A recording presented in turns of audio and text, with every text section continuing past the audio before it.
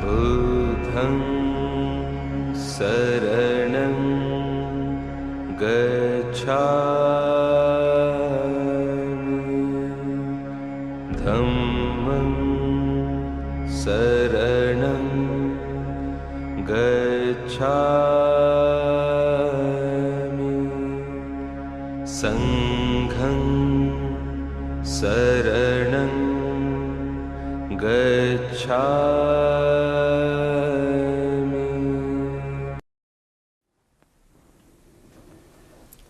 Namo tassa bhagavato arahato samma sambuddhassa.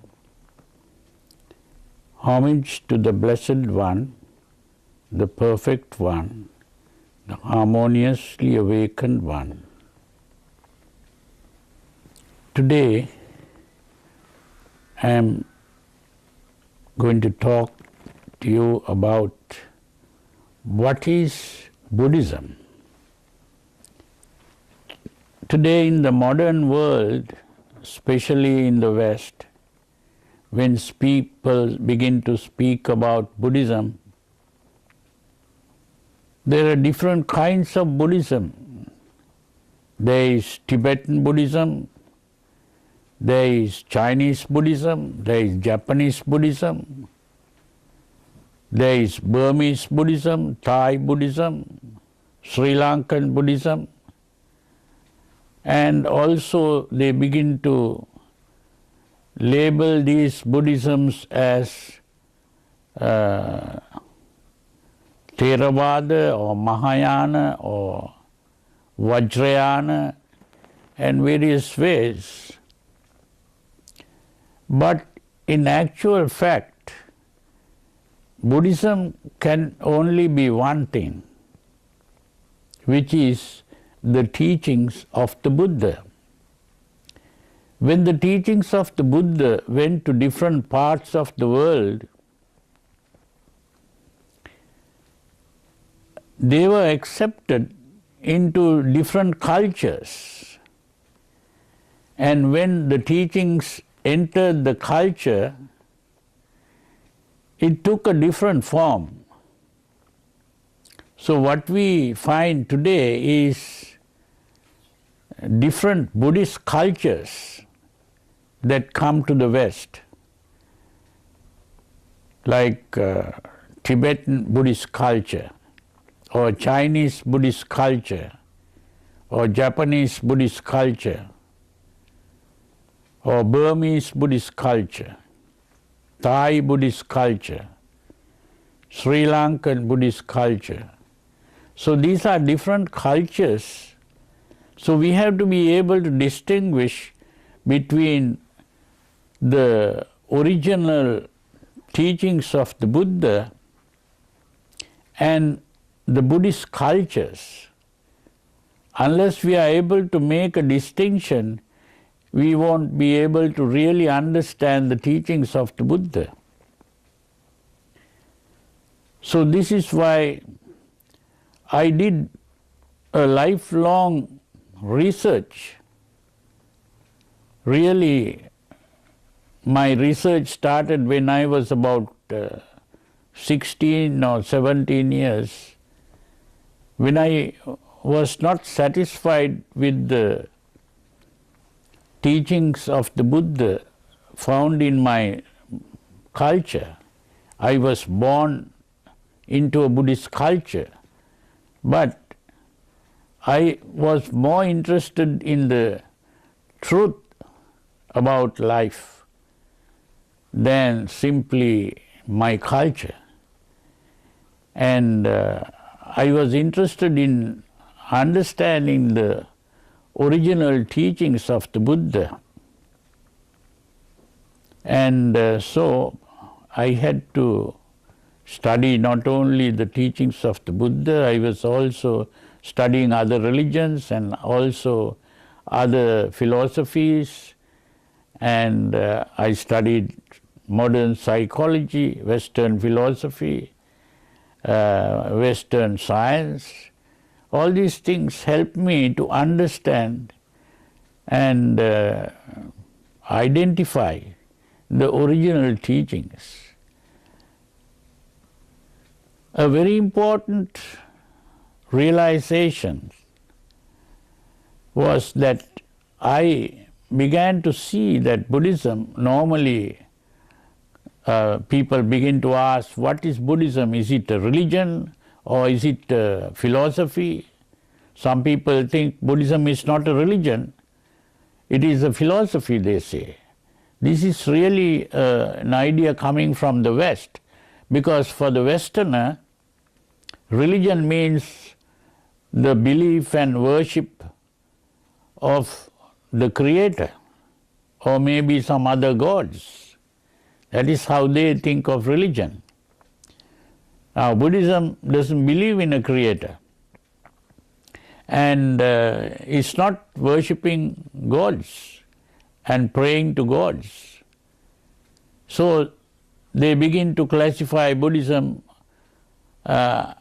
under philosophy, or they even call it a atheistic philosophy, and sometimes compared to Marxism.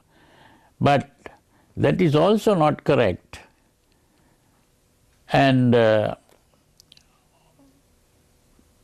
what I saw was that Buddhism, if we begin to use modern terms to define it or to identify it, it is better called a form of psychotherapy or a psychology.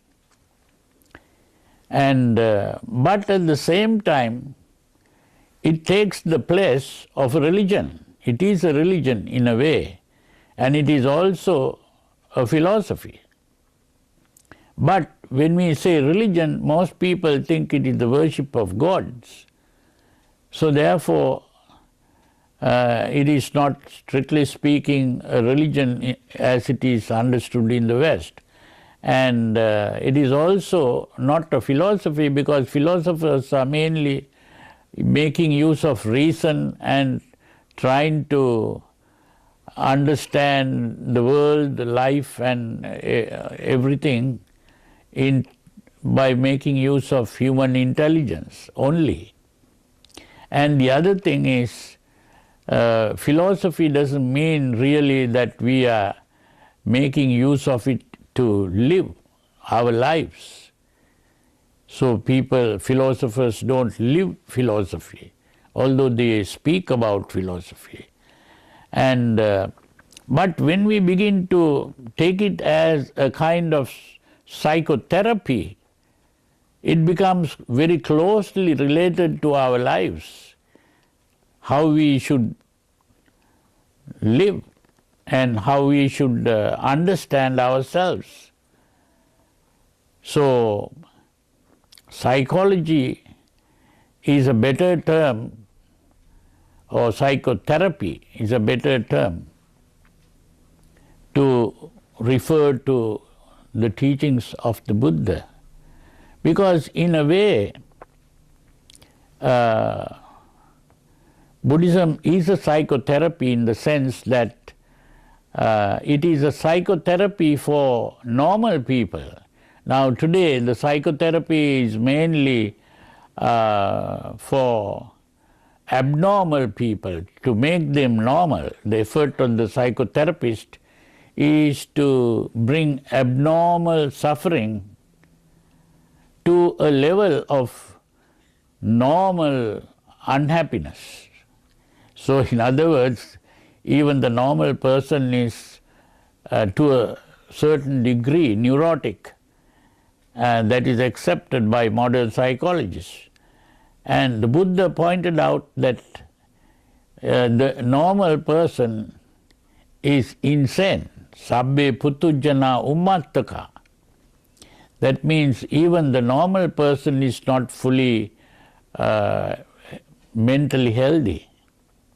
So perfect mental health is possible only through what the Buddhists call the Arahant. Arahant is a disciple of the Buddha who has reached the state of perfection, which might call psychological perfection or spiritual perfection, or whatever term you use. It is that state of the perfect mind, the mind. In Buddhism, what we are trying to achieve is to perfect the mind, the mental process. So this is why Buddhism is more of a psychology. But there is another way of understanding Buddhism. I see Buddhism as a process of evolution. Now, we have no conflict with Darwin's theory of evolution or the scientific theory of evolution, because evolution starts with a mistake. That's how we see it. The mistake is that a certain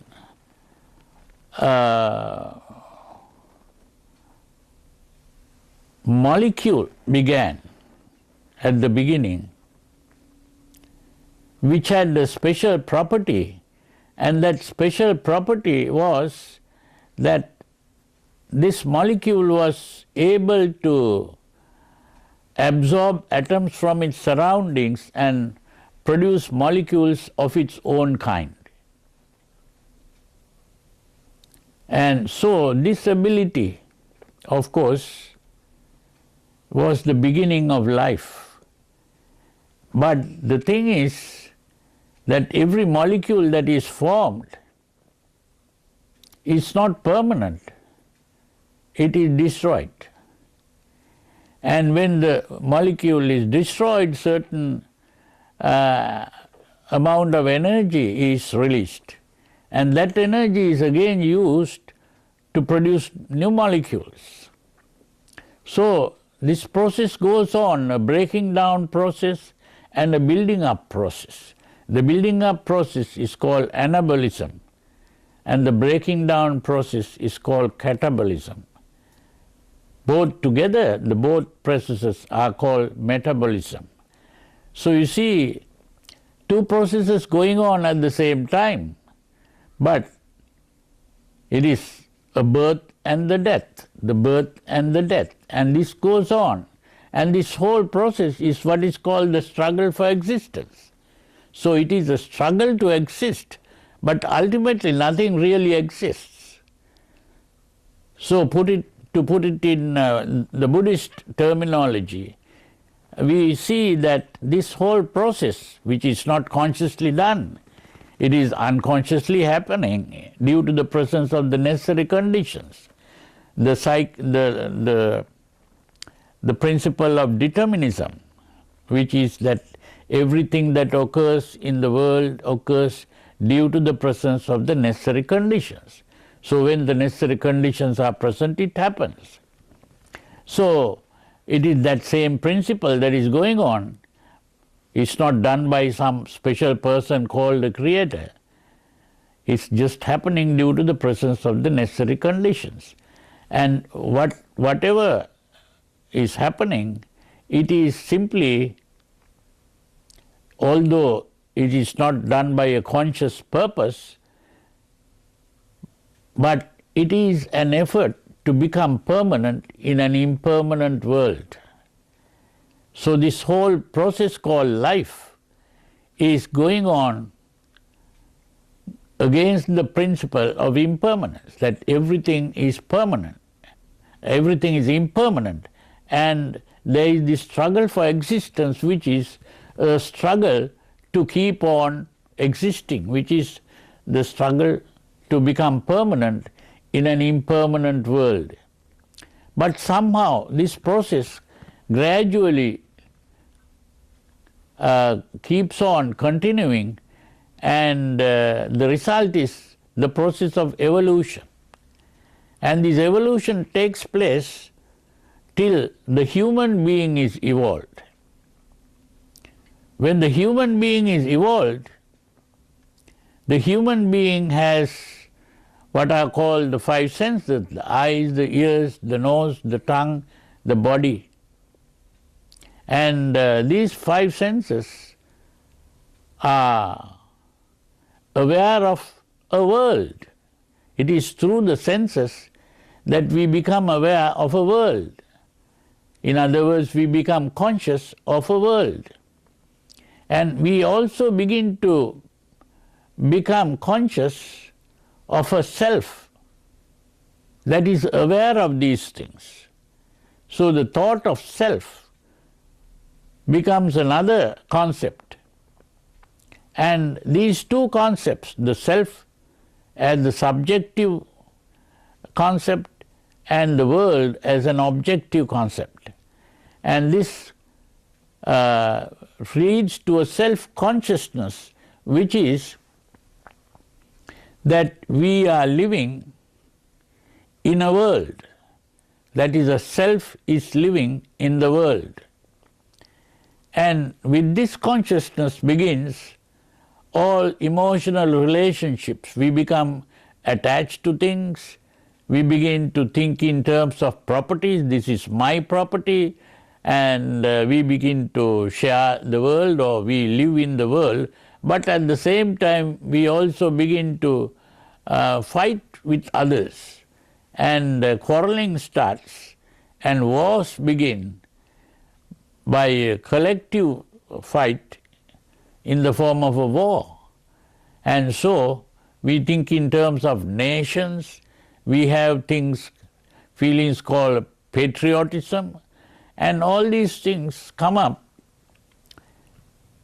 with the awareness of a self living in a world.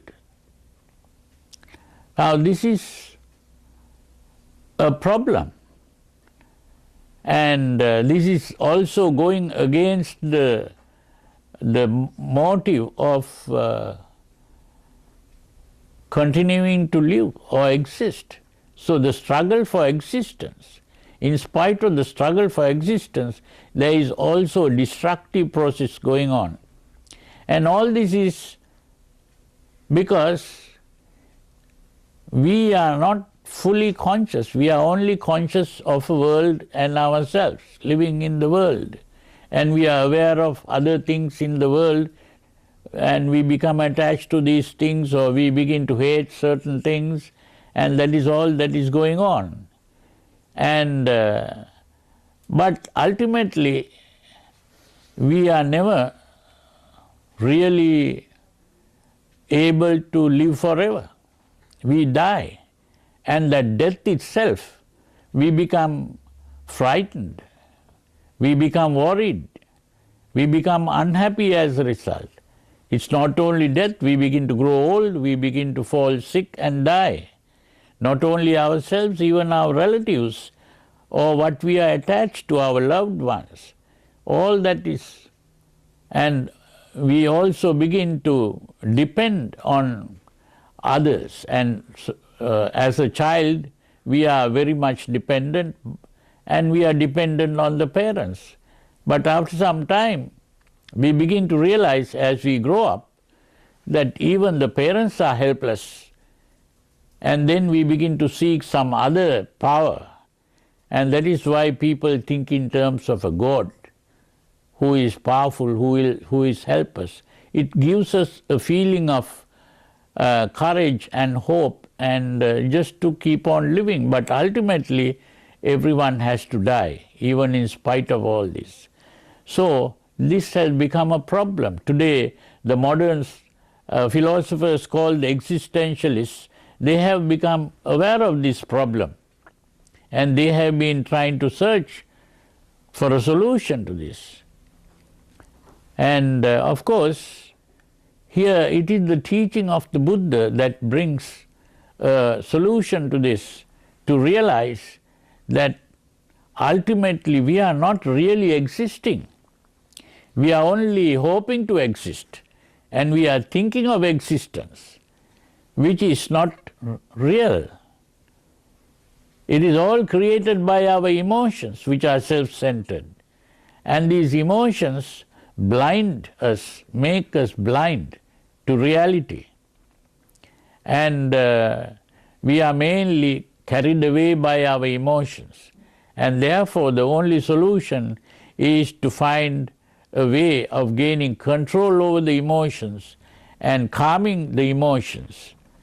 And that calmness of mind is what helps us ultimately to think clearly and understand the problem and realize that there is no proper person who is existing in the world.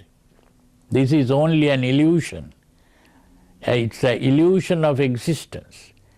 So, when we begin to understand this fully, we realize that this is only a dream that we are existing, and we have to awaken from this dream. And this process of awakening is what the Buddha achieved. He awoke from this dream of existence, and that is why he is called a Buddha. A Buddha is one who is awake, the awakened one. And so, it was not only that he awoke, he also began to teach others how to awaken from this dream of existence. And it is at that point that we all come to an end of all the sufferings of the world. All human weaknesses, all human sufferings come to an end when the human being awakens from this dream of existence. And that is the main message of the Buddha. So the whole teaching of the Buddha is the process of evolution. But this evolution, the biological evolution, is really an unconscious process. But here, when the human being has become conscious, this process is not a biological evolution where the body begins to change, but this is a psychological evolution where the mind begins to change. And it has to be done consciously, not unconsciously, because it is the evolution of consciousness itself. And so, when a person begins to make the effort to evolve in this way, the Buddha has shown the way, and that is what is today called the Noble Eightfold Path. But I call that the supernormal Eightfold Way. It is supernormal because it is an effort to go beyond the normal and to become a supernormal person and a superhuman person, because all the human weaknesses disappear and ultimately the human being rises above the normal state and becomes superhuman or becomes a superman. And that state, in that state, the human being is also able to achieve certain psychic powers which are similar to what we see on the movies as Superman. But even beyond that, now even the Superman has certain human weaknesses like falling in love and that sort of thing. But the real Superman really lived during the time of the Buddha in India, and he was able to produce other supermen because he knew the way, which is a conscious process. And so the teaching of the Buddha becomes really the process of evolution, which is not the biological process, but the psychological process of evolution, where the human being rises beyond the normal state to a supernormal state, which is becoming Superman. And not only that, even Superman is not perfect. That's not the ultimate perfection. We have to go beyond that level where the Buddha begins to become aware of what are called the Four Noble Truths, what I call the Fourfold Sublime Reality. And once we have fully realized this, when we have fully actualized this state of perfection, we become a Buddha. A Buddha is one who is awake. And it is through this process of awakening that we begin to understand the importance of becoming a Superman or even a Buddha, which is the process of evolution. So the teaching of the Buddha is really to be understood as the process of evolution, which is of course a psychological process, and therefore a psychotherapy, we might call it a psychotherapy. But even beyond that, the better way is to understand that it is the process of evolution, where the human being evolves to a higher level, and that higher level is the state of the Buddha. There are three kinds of Buddhas. There is what is called the Samma Sambuddha, which is what the Gautama Buddha achieved, and such a Buddha is a teacher Buddha, who can teach others and help others to evolve in this way. The other kind of Buddha is a Pacceka Buddha. Pacceka Buddha is a person who may evolve to that level, but at the same time, he is not able to teach others. So teaching itself is a special ability. And Pacceka Buddha is a person who is not able to teach and share the teachings with the others. But there is the third kind of Buddha, which is called the Sravaka Buddha, who is a disciple of the Buddha, who by learning from the teacher Buddha, the Samma Sambuddha, he is able to reach that state of perfection.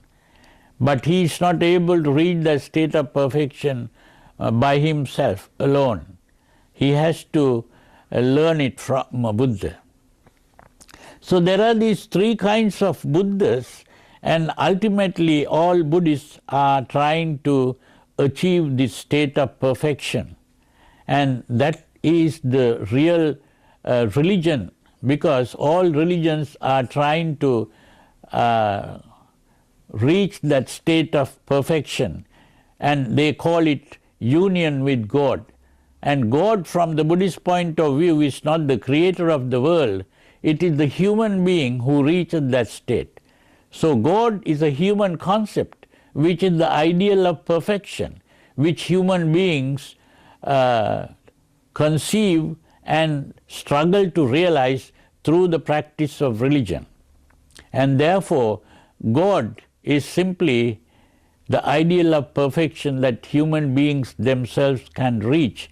And when they have reached, we call such a person a Buddha. And then when we say Buddha, we are not just talking about an ordinary human being, but one who has risen above and transcended the human state. And that person is the Buddha, one who has become God, the God become, Brahma Bhuto. So I hope I have explained this. So thank you. May you all be well and happy.